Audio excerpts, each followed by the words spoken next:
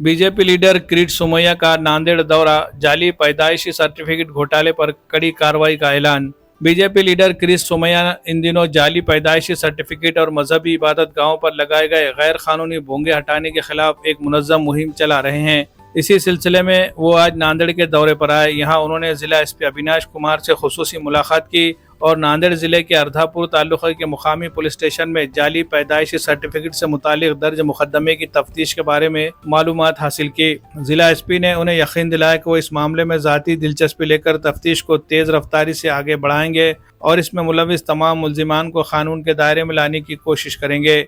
जिला एसपी से मुलाकात के बाद किरीट सोमैया ने मीडिया नुमाइंदों से बात करते हुए कहा कि नांदेड़ जिले के अर्धापुर में जाली पैदाइशी सर्टिफिकेट का मामला एक बड़ा घोटाला है, जिसमें न सिर्फ तहसील दफ्तर के अहलकार मुलविस है बल्कि महकमे सेहत के और दीगर महकमों के अफसरान भी शामिल है।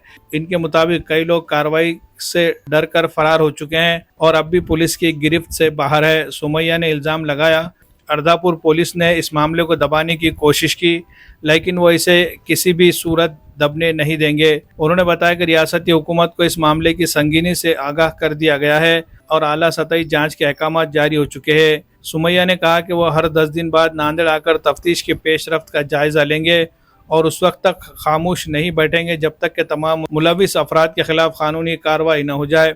उन्होंने दावा किया है कि कुछ लोगों ने फर्जी दस्तावेजात के जरिए पैदाइशी सर्टिफिकेट हासिल किए और सरकारी मशीनरी ने इन्हें रोकने की कोशिश नहीं की, इसलिए ये मामला निहायत पेचीदा है और इस पर वसी तहकीकात ज़रूरी है। मजहबी इबादत गाहों से भोंगे हटाने के मसले पर किरीट सोमैया ने कहा कि पिछले दौरे में उन्होंने नांदेड़ पुलिस से गैर कानूनी भोंगे हटाने की अपील की थी, लेकिन कोई ख़ास कार्रवाई नहीं हुई। इस बार भी उन्होंने जिला एसपी को इस मामले की तरफ मुतवज्जे किया है और कहा है कि 10 दिन बाद जब वो दोबारा आएंगे तो इस मसले पर तफसीली बातचीत करके पुलिस को कार्रवाई पर आमादा करेंगे। सुमैया ने कहा कि जिस तरह मुंबई में मजहबी इबादतों से भोंगे हटाए गए, इसी तरह रियासत के दीगर अजला में भी गैर कानूनी भोंगे हटाए बगैर वो खामोश नहीं बैठेंगे। Bureau report, MCN Urdu news. Sir, Nanded चक्रावांड्यात विमानतळ का तिथं काय कारण? अर्धापूर येथील ग्रामीण रुग्णालयात जो घोटाळा झाला आहे त्याची अधिक माहिती समोर येत आहेत। खूप मोठा गंभीर घोटाळा आहे। आता SP नि स्वतः हा घोटाळा, त्याची चौकशी, इन्व्हेस्टिगेशन मॉनिटर करायचं ठरवलं आहे। मंत्रालयाने पण यांना सूचना दिली आहे की यात हेल्थ म्हणजे हॉस्पिटलचा पण जो स्टाफ इन्व्हॉल्व असेल तर त्यांची चौकशी व्हायला हवी। यात पूर्ण कॉम्प्युटर सॉफ्टवेअर सिस्टम याचा भयंकर मोठा दुरुपयोग झालेला आहे आणि यात भीती अशी आहे की काही लोक सर्टिफिकेट घेऊन पळून गेले आहेत। ते कोण होते, ते घोस्ट आयडेंटिटी तयार करण्यात आली का, त्याचा तपास मला असं वाटतंय की पुढच्या 10-15 दिवसात या तपासाला तीव्र गती मिळेल। आतापर्यंत जे प्रोग्रेस आहे त्यात तुम्ही समाधानी आहात का? कारण गुन्हा नाही, हे प्रकरण दाबण्याचा अर्धापूर पोलीस स्टेशनच्या अधिकाऱ्यांनी प्रयत्न केला।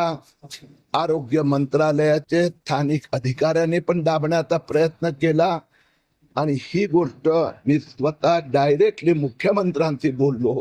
हे खूप गंभीर बाब आहेत आणि म्हणूनच आज मला इथे यावं लागले आहे।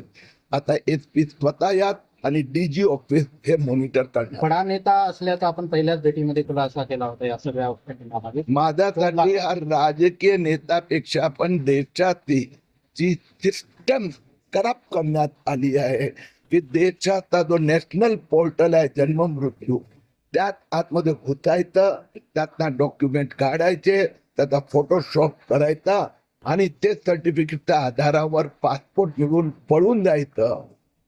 फार खतरनाक भोंग्याचा जो विषय आता मुख्यमंत्र्यांनी स्पष्ट केलं की जर डेसिबलची मर्यादा ओलांडली गेली तर त्या संबंधित पोलीस स्टेशनच्या अधिकाऱ्यांवर कारवाई होणार आहे। माझं चौकशी सुरू झाली आहे। मी 10 दिवसानंतर पुन्हा भोंग्यासाठी नांदेडला येणार आहेत।